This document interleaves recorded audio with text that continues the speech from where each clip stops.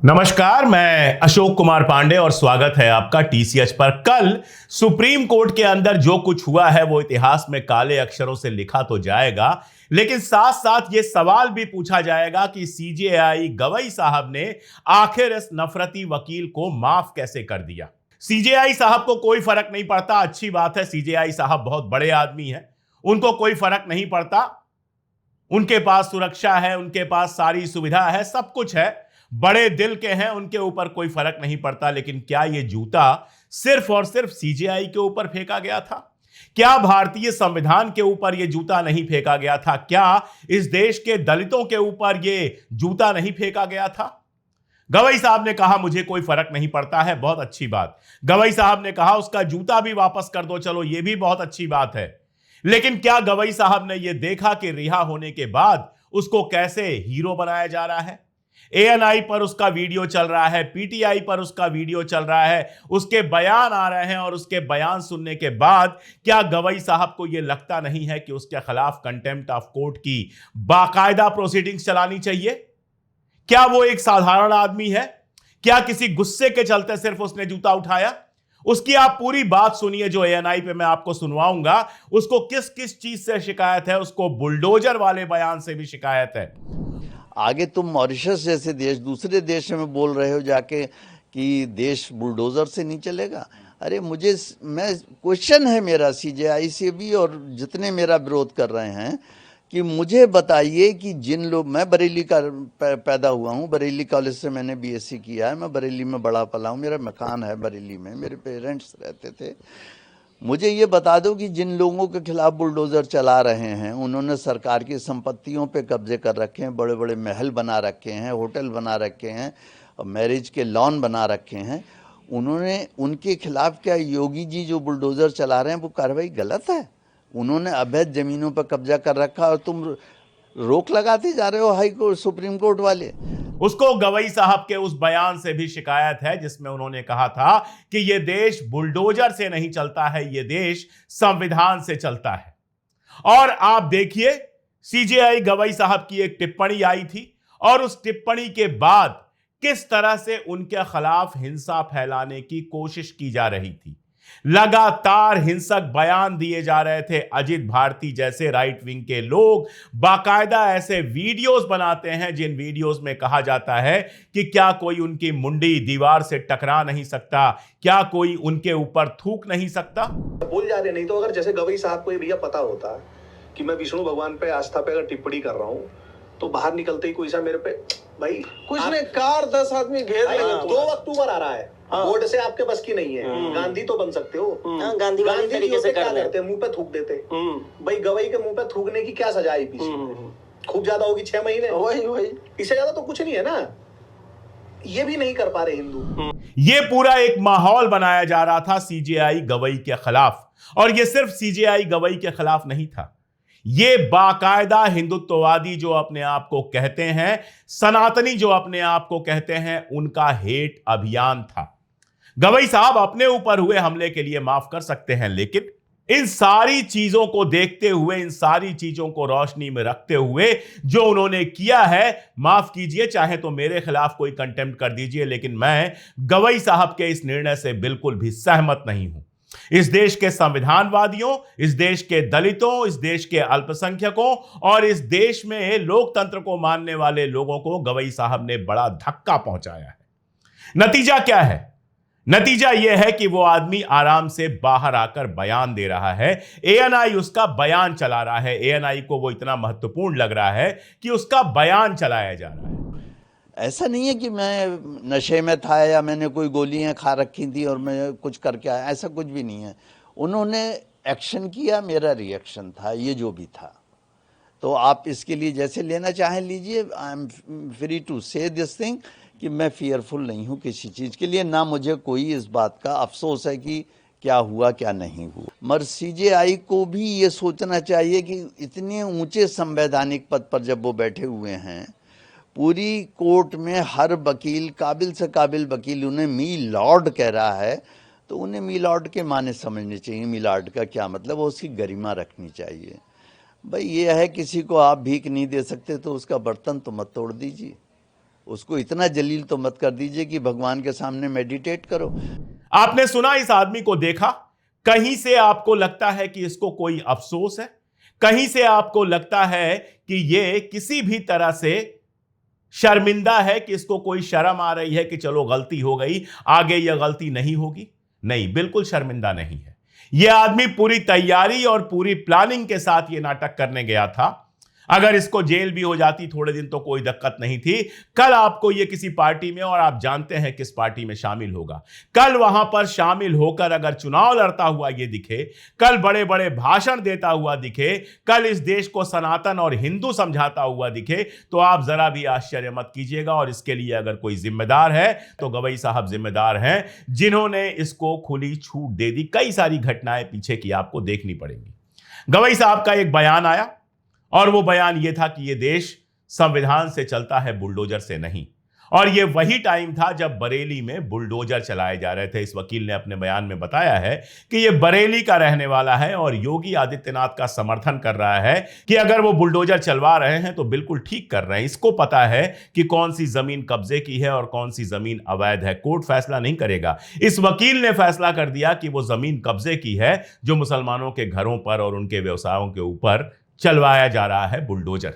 एक दूसरी घटना हुई, गवई साहब की माता जी को बुलाया गया था आरएसएस के कार्यक्रम में, उसको भी लेके बहुत आगे पीछे हुआ। पिछली बार जब राजू पारुलेकर से मैंने बात की थी तो विस्तार से उस पर बात हुई थी, लेकिन अंततः गवई साहब की माता जी उस आयोजन में नहीं गई। इसके अलावा एक मामला कोर्ट के अंदर आया, विष्णु मंदिर को लेकर मामला था, जिस पर गवई साहब की टिप्पणी थी, गवई साहब की थोड़ी चिढ़ी हुई टिप्पणी थी, जिस पर उन्होंने कहा कि अगर भगवान इतने ताकतवर हैं तो वो अपनी मूर्ति खुद स्थापित कर लेंगे, उनसे प्रार्थना कीजिए। और उसके बाद से पूरे राइट विंग का उनके खिलाफ अभियान चलना शुरू हो गया। यह अभियान सीधे सीधे उनकी जाति को भी संबोधित था। उनकी दलित जाति को लेकर भी उनका अपमान किया गया। कल इस जूते वाले घटना के बाद सोशल मीडिया पर किक्की सिंह नाम की यूजर ने एक वीडियो पोस्ट किया। इस वीडियो में जस्टिस गवई के गले में आप देखते हैं मटका लटकाया गया है और उनको जूते से मारा जा रहा है। यह वीडियो आप देखिए, नीला कर दिया गया है गवई साहब को। मैं सिर्फ तस्वीर आपको दिखा रहा हूं, वीडियो में नहीं दिखाऊंगा, ऐसे घटिया वीडियो मैं अपने यहां नहीं चलाता। तो गवई साहब को नीला कर दिया गया है, उनके गले में मटका लटका दिया गया है और उनको जूते से मारा जा रहा है। मटका, जिन लोगों को जरा भी इतिहास पता होगा उनको पता होगा कि एक वक्त था जब महाराष्ट्र में और दक्षिण में दलित निकलते थे तो गले में मटका डाल के निकलते थे कि अगर उनके मुंह से कोई चीज निकले तो वो जमीन तक ना चली जाए। अगर उनके मुंह से थूक निकले या कोई भी निकले तो वो उस मटके में इकट्ठा होता जाए।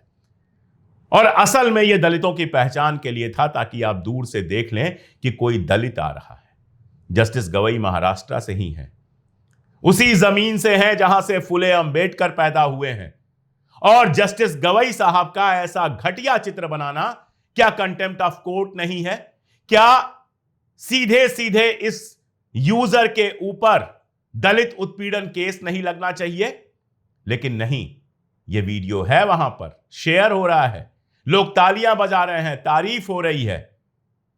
इन सब की छूट दी है आपने जस्टिस साहब इस वकील को छोड़कर। और आप बड़े आदमी हैं, आपके ऊपर फर्क नहीं पड़ेगा। आपका पद इतना ऊंचा है कि आप रिटायर भी हो जाएंगे तो आपके सम्मान में कोई कमी नहीं आएगी।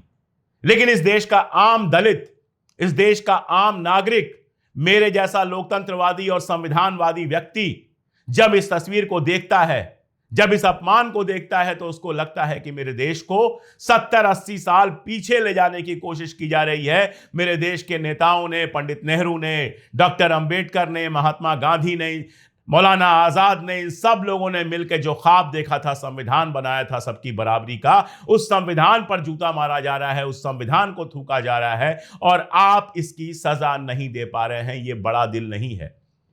कल संजय हेगड़े साहब ने एक कहानी सुनाई थी, जस्टिस हिदायतुल्लाह की कहानी सुनाई थी। उन्होंने किसी केस में फैसला दिया और फैसले से जो नाराज था उसने जूता फेंका। हिदायतुल्लाह साहब मुस्कुराए, बोले कि केस तो हार ही चुका है, जूता भी क्यों खोए बेचारा, उसका जूता वापस कर दो। ये बात समझ में आती है। व्यक्तिगत मामला था, वो हिदायतुल्लाह जी से नाराज था, एक केस हारने की वजह से नाराज था। हिदायतुल्लाह साहब ने उसको माफ कर दिया, वो व्यक्तिगत मामला था। यहां मामला व्यक्तिगत नहीं है। यहां सिर्फ जस्टिस गवई की बात नहीं है, यहां इस आदमी ने इस देश के संविधान को जूता मारा है। यहां यह आदमी कह रहा है कि यह चाहता है देश संविधान से नहीं बुलडोजर से चले। यहां यह आदमी सनातन की बात कर रहा है। और जो हिंदू मेरा वीडियो देख रहे हैं उन दोस्तों को मैं एक बात बहुत साफ बता दूं, सनातन का कोई मतलब हिंदू नहीं होता है। जब महात्मा गांधी और उनके साथ के लोग छुआछूत विरोधी अभियान चला रहे थे, तब सनातनियों ने गांधी के ऊपर भी हमला किया था और गांधीवादियों के ऊपर भी हमला किया था। सनातनी कौन थे? सनातनी वो थे जो जाति प्राति में भरोसा रखते थे। सनातनी वो थे जो हिंदू धर्म में कोई सुधार नहीं चाहते थे। सनातनी वो थे कि जब बाबा साहब अंबेडकर और पंडित नेहरू हिंदू कोड बिल लेकर आए तो उन्होंने बाबा साहब का और नेहरू का पुतला जलाया। जो हिंदू कोड बिल नहीं चाहते थे, जो चाहते थे कि जाति पाति हर तरह का भेदभाव छुआछूत इस समाज में बना रहे। 2014 के बाद से ऐसे लोगों को फिर से ताकत मिली है और यही वो लोग हैं जो संविधान के ऊपर जूता फेंक रहे हैं, जो जस्टिस साहब के ऊपर जूता फेंकने की हिम्मत कर रहे हैं। और जस्टिस साहब आप उनको जब छोड़ देते हैं, जरा सी भी सजा नहीं देते हैं, तो यह सवाल उठता है कि आप बड़प्पन दिखा रहे हैं या फिर इन लोगों को खुली छूट दे रहे हैं। मैं आपको याद दिला दूं, एक सामान्य से पत्रकार अजय शुक्ला ने एक वीडियो बनाया था जिसको थोड़े से लोगों ने देखा था। उनके ऊपर कंटेम्प्ट ऑफ कोर्ट कर दिया आपने। लेकिन जब इस देश का एक लॉ मेकर निशिकांत दुबे कहता है कि जस्टिस संजीव खन्ना जो हैं वो इस देश में जितने गृहयुद्ध चल रहे हैं उनके लिए जिम्मेदार हैं, तो उनको छोड़ दिया जाता है। ये वकील जब जूता फेंकता है तो उसको छोड़ दिया जाता है क्योंकि ये सरकार के समर्थक है। कल को ये किसी आम दलित को मारेगा, उसका जिम्मेदार कौन होगा? कल को ये दलितों के खिलाफ अभियान चलाएगा, उसका जिम्मेदार कौन होगा? अजित भारती इस जूते वाली घटना के पहले वीडियो करता है और घटना के बाद बाकायदा पोस्ट करता है जो धमकी भरी पोस्ट है, लेकिन उसके ऊपर कोई कार्रवाई नहीं होती है। जिस महिला का मैंने आपको बताया इतना घटिया वीडियो पोस्ट करती है, उसके खिलाफ कोई कार्रवाई नहीं होती है। और यह अकेले नहीं है, एक कोई मोहित नाम का यूजर है जो लिखता है gun is better than shoes, just saying, यानी जूते से बेहतर था बंदूक चलाते। सीधे सीधे हिंसा के लिए भड़काता है कि आपकी बीएनएस में इसके खिलाफ कोई धारा नहीं है। अगर ऐसे सारे अपराधियों को आप माफ करते चले जाएंगे तो ये सब नाथूराम गोडसे बनेंगे, आप तो बच जाएंगे। मैं बार बार कह रहा हूं, आपके पास तो सिक्योरिटी होगी, आप तो शानदार बंगले में रहेंगे, बड़ी गाड़ियों से चलेंगे, लेकिन सड़क पर चलने वाले जो हमारे जैसे लोग हैं, जो आम लोग हैं, वो इनकी हिंसा का शिकार बनेंगे, तो उसका जिम्मेदार कौन होगा? आज वो अपराधी जिसने सीजेआई के ऊपर जूता चलाया है वो कह रहा है कि दैवीय शक्ति ने उसको ऐसा करने के लिए कहा था। कल किसी दलित की हत्या कर देगा और कहेगा दैवीय शक्ति सपने में आई और उसने मुझसे कहा जाओ इस दलित की हत्या कर दो। कल किसी संविधानवादी को जला देगा वो और कहेगा दैवीय शक्ति मेरे सपने में आई और उसने कहा कि जला दो। प्रधानमंत्री मोदी ने एक बार कहा कि मैं नॉन बायोलॉजिकल हूं, उसके बाद सबको दैवीय शक्तियां सपने में आने लगी। कल को कोई कह दे कि मेरे सपने में भी दैवीय शक्ति आई थी और उसका कहना था कि गवई साहब ने बिल्कुल गलत किया, इस आदमी को सजा मिलनी चाहिए, तो यह आदमी क्या कहेगा? मेरा सवाल आपसे है, गवई साहब तक तो मेरी आवाज पहुंचेगी नहीं, इतनी ऊंची आवाज मेरी नहीं है, इतनी दूर तक मेरी पहुंच नहीं है, लेकिन मेरा सवाल आपसे है कि गवई साहब अपनी उदारता तो दिखा गए, माफ तो कर दिया उन्होंने, लेकिन क्या एक जानवर को उन्होंने खुला नहीं छोड़ दिया? क्या उसका मन नहीं बढ़ा दिया? और सिर्फ उसका नहीं, उसके जैसे सैकड़ों लोगों का मन बढ़ा दिया। आज लोगों को लगता है कि कुछ भी लिख दो जस्टिस पर, कोई फर्क नहीं पड़ता, मारने की धमकी दे दो, कोई फर्क नहीं पड़ता, दलितों को गले में मटका लटकाने जैसा वीडियो बना दो गंदा से गंदा, कोई फर्क नहीं पड़ता, उनको कोई सजा नहीं होगी। कोई योगी आदित्यनाथ के खिलाफ इस तरह का कुछ लिख दे, तुरंत जेल में चला जाएगा। कोई आई लव मोहम्मद लिख दे, वो जेल में चला जाएगा। कोई मोदी जी को लिख दे, वो जेल में चला जाएगा। लेकिन इस देश के करोड़ों करोड़ दलितों का अपमान करने वाली पोस्ट लगाने वाले, उनके गले में मटका लटकाने वाली पोस्ट लगाने वाले को कुछ नहीं होगा।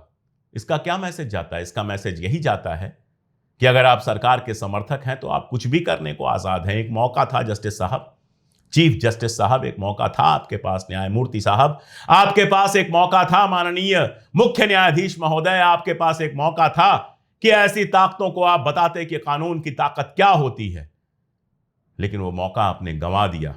और ये जो मौका आपने गंवाया है वो देश के लिए बहुत भारी पड़ने वाला है। आपको जूता नहीं लगा, आपको जूता लग भी जाता तो आप छोटे नहीं हो जाते। का रहीम हरि को घट्यो जो भृगु मारो लात। भृगु ऋषि ने अगर जाकर भगवान विष्णु को लात भी मार दी तो भगवान का कुछ नहीं घटा। क्षमा बड़न को चाहिए, छोटन को उत्पात। आप बड़े हैं, आपने एक छोटे को क्षमा कर दी, कोई दिक्कत नहीं है। लेकिन यह छोटा सिर्फ शरारती नहीं था, यह छोटा सिर्फ किसी बात से गुस्सा नहीं था, यह समाज की एक हिंसक प्रवृत्ति का प्रतिनिधित्व करने वाला था। यह समाज के उन तमाम लोगों का प्रतिनिधित्व करता है जो वैचारिक विरोधों को गोली, बंदूक और गालियों से दबा देना चाहते हैं, जो इस देश के संविधान को दफन कर देना चाहते हैं, जो गोडसे की परंपरा का खुद को मानते हैं। ऐसे व्यक्ति को माफ करके आपने अच्छा नहीं किया जज साहब। अभी भी मुझे लगता है मौका है, इस आदमी की जगह जेल के सलाखों के अंदर होनी चाहिए। मैं अपने दर्शकों से भी पूछता हूं कि मैं जो कह रहा हूं, क्या आप उससे सहमत हैं? क्या जस्टिस साहब को इस आदमी को माफ करने की जगह सजा नहीं देनी चाहिए थी? क्या वो लोग जो दलितों की अपमान करने वाली पोस्ट लगा रहे हैं, क्या उन लोगों को सजा नहीं मिलनी चाहिए? एक आखिरी बात बता के जाता हूं आपको। यूपी में नियम आया कि जाति आधारित कोई भी कार्यक्रम नहीं होगा। मैंने उसी समय कहा था कि देखिएगा, जो सत्ता समर्थक हैं उनके कार्यक्रम तो चलते रहेंगे, विरोधियों को दबाने के लिए काम आएगा। राजकुमार भाटी साहब गुजरों का एक सम्मेलन कर रहे थे, उस सम्मेलन को रोक दिया गया, जबकि उसका नाम बदलकर पीडीए सम्मेलन कर दिया गया था, लेकिन नहीं होने दिया। और कल ही बृजभूषण शरण सिंह ने पोस्ट किया क्षत्रिय महासभा के कार्यक्रम में हिस्सा लेते हुए अपना फोटो। तो क्या हुआ? क्षत्रिय महासभा का कार्यक्रम नहीं रोका गया, लेकिन गुजरों का कार्यक्रम होना था, रोक दिया जाएगा। दलितों का कार्यक्रम होना होगा, रोक दिया जाएगा। आदिवासियों का कार्यक्रम होना रोक दिया जाएगा। इस तरह से तो कानून चल रहा है। और उसमें जज साहब जब यह कानून तोड़ने वाले को बड़ा दिल दिखाते हुए माफ कर देंगे तो इसका क्या असर होगा, यह समझना कोई मुश्किल काम नहीं है। आज के लिए इतना ही, बहुत शुक्रिया।